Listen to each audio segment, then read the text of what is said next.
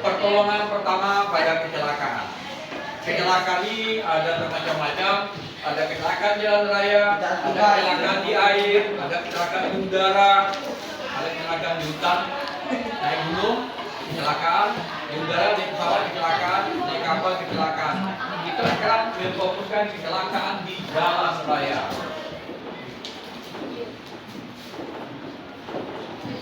Oke, untuk kecelakaan di jalan raya itu terjadi benturan. Nah, kecelakaan tunggal artinya sendiri. Dia pakai motor nabrak tiang atau nabrak pagar atau menabrak mobil yang sedang berdiri, itu kecelakaan tunggal. Kalau kecelakaannya dua atau ada kecelakaan tabrak atau kambing tampar, itu baru tabrakan. Ya. Di dalam kepolisian, kecelakaan tunggal itu kalau di asuransi nggak bisa diurus. Penyebabnya apa? Yang pertama mungkin kelalaian dia, ngantuk. Yang kedua mungkin mereka minuman alkohol, jadi konsentrasinya jadi tak bagus. Ya. Makanya untuk kecelakaan ini yang perlu kita perhatikan, kalau kita sebagai melihat di jalan raya ada kecelakaan dan kita ingin membantu, hal-hal yang harus kita perhatikan, kita periksa di sekitar dulu. Kita periksa. Ya, kita periksa apa yang terjadi, apa penyebabnya, kita amati dulu. Ya, kalau kita ingin membantu dalam kecelakaan seseorang di jalan raya, ya, kita batasi kecelakaan itu ya supaya jangan mengambang nantinya. Berikutnya kedua,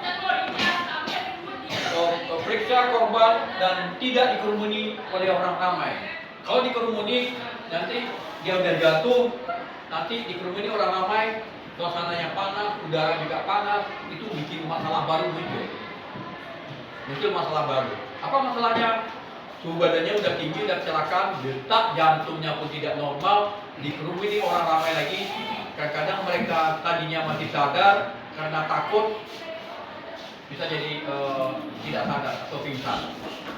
Ya.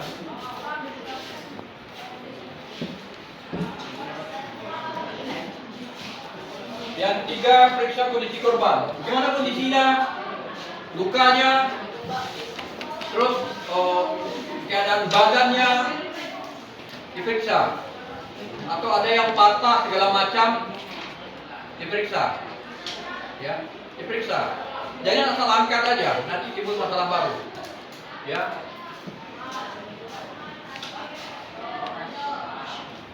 Cek jalur pernapasan. Cek jalur pernapasan dia. Ya. Cek jalur pernapasan. Bagaimana pernapasan korban tersebut? Kalau dia pingsan, berarti ada benturan kuat yang membuat trauma di otak mereka sehingga tidak bisa berpikir, akhirnya pingsan. Pingsan itu salah satu cara tubuh ya merespon. Kalau kamu tidak pingsan, kamu akan lebih parah, makanya pingsan. Contoh di olahraga ya, kamu terlalu capek, ada ciri-cirinya kamu pingsan. Itu ambang batas maksimal kekuatan ototmu sudah maksimal, jatuh pingsan. Kalau tidak pingsan, berarti diduga kamu di olahraga pakai steroid, itu zat terangsang, sehingga kamu kuat. Itu nggak pingsan, ujung-ujungnya meninggal. Kalau pakai steroid, pakai obat-obat terangsang di dalam olahraga, dia jantungnya karena jantung aslinya itu nggak kuat lagi, dipacu, dipompa pakai obat, jatuh, meninggal. Kalau normal, ciri-cirinya mulai gelap, jatuh, pingsan. Itu standar alami, itu bagus. Timbang jatuh, kamu langsung meninggal gara-gara obat.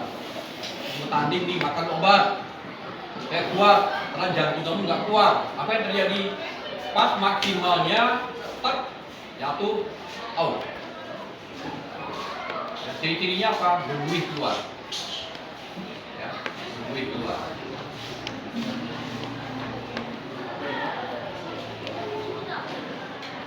Kalau terjadi sesak napas atau napasnya agak pelan, tekan dadanya. tekan dadanya supaya ada peredaran darah dan detak jantungnya mulai berfungsi. Mulai berfungsi. Nanti peredaran darahnya akan jalan dan oksigen ke otaknya mulai masuk, peredaran darah mulai muncul dan mulai dia sadar dan mulai berpikir. Biasanya rata-rata orang yang habis pingsan, saya berada di mana?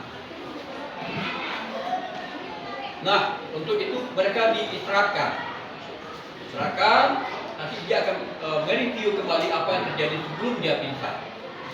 Kalau itu terjadi, berarti anak itu masih dianggap normal, tidak berpikir. Yang parahnya amnesia, dia udah lupa. Dicerakan, benturan, sebatas itu otaknya benturan kuat ke belakang, mereka udah hilang ingatan, yang tahunya cuma ke depan. Jadi memori belakang itu udah hilang. Jadi benturan kuat di otak, amnesia, memori ke belakang hilang.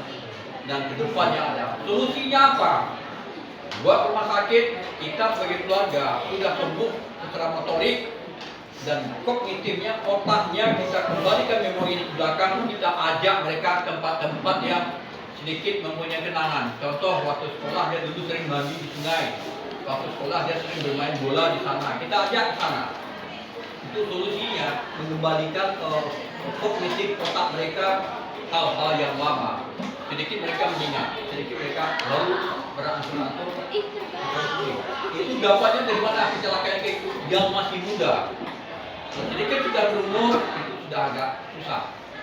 Kenapa? Saat susunan sel-sel saraf mereka sudah banyak rusak. Kenapa orang pemikir, orang sering baca buku, orang yang sering baca Al-Quran, orang sering segala macam berpikir, masa tuanya jarang pikun. Kenapa? Sel-sel otaknya tidak banyak yang kosong. Orang pekerja keras waktu muda, jarang menggunakan otak, sudah tua sering pikun. Kenapa? Sel-sel otaknya banyak yang kosong. Dia semuanya kerja, jarang berpikir. Nah, kalau kamu muda, sering membaca buku, sering baca Al-Quran, memori kamu penuh, masa tua jarang yang pikun. Rata-rata guru sudah tua jarang pikun. Kenapa? Mereka disuruh membaca buku tiap hari. Oke. Selanjutnya sesudah dikasih pernapasan, cek kondisi luka. Lukanya gimana? Luka kepala kah? Ada yang patah kah? Ya, ada yang lukanya ada yang patah, kamu angkat kakinya begini, itu tambah masalah baru. Atau patah tebu. Makanya kita angkatnya. Ya, karena kalau patah tebu, karena gesek yang kuat, tulangnya bisa patah lagi, kurang lagi, itu nyambungnya susah. Ortopedi untuk menyambungnya susah. Khusus untuk tulang ini namanya ortopedi, ya, untuk bagian tulang. Kalau yang masih muda dan kecelakaan, patah itu agak cepat sembuh. Karena di dalam sel-sel tulang itu masih banyak zat-zat untuk perekat, cepat sembuh. Tapi hati-hati jangan sampai berulang kali patah yang sama. Ya.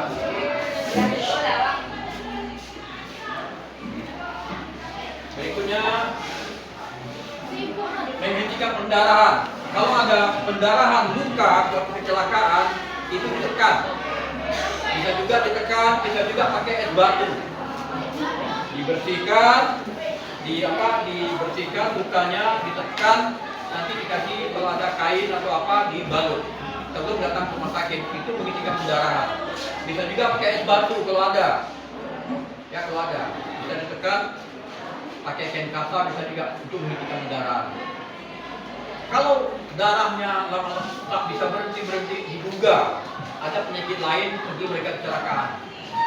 Contoh gula darah ya, orang penyakit gula darahnya tinggi, darahnya sedikit agak cair. Untuk pas buka, untuk percetakan darahnya agak lamban. Jadi mereka mengalir terus darahnya. Itu ciri-ciri ada gula darahnya tinggi.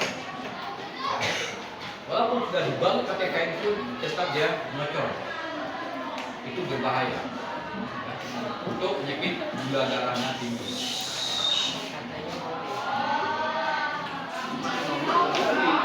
Ya, berikutnya atau simptom pasca kecelakaan. Untuk kecelakaan mereka shock, cemas, takut. Nah, kita yang membantu di dalam di jalan raya, kita bantu mereka. Mereka kan cemas, biasanya kan masyarakat cemas itu. Ya, orang apa itu cemas, kita bantu motornya kita pinggirkan dulu. Kita lihat kondisinya. Gimana kondisinya? Kita atasi stop dia, gimana tingkat kecemasannya. Kita bisa membantu untuk mengurangi tingkat kecemasannya. Ya. Kita bantu, kita lihat apa yang terjadi, sejauh mana lukanya, sejauh mana kecelakaannya, kita bisa membantu dalam kondisi keadaan si pasien itu di jalan raya. Oke, sejauh ini ada pertanyaan, silakan sebelum kita akhiri. Silakan katakan ada pertanyaan. Ada pertanyaan? Silakan. Ada pertanyaan, silakan. Silakan.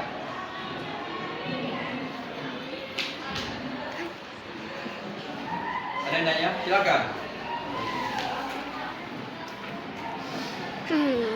Silakan kalau ada pertanyaan. Oke. Angkat tangan aja kalau ada pertanyaan. 1 atau 2 silakan. Silakan. Tentang kecelakaan, apa yang harus kita bantu, apa yang harus kita perbuat. Silakan.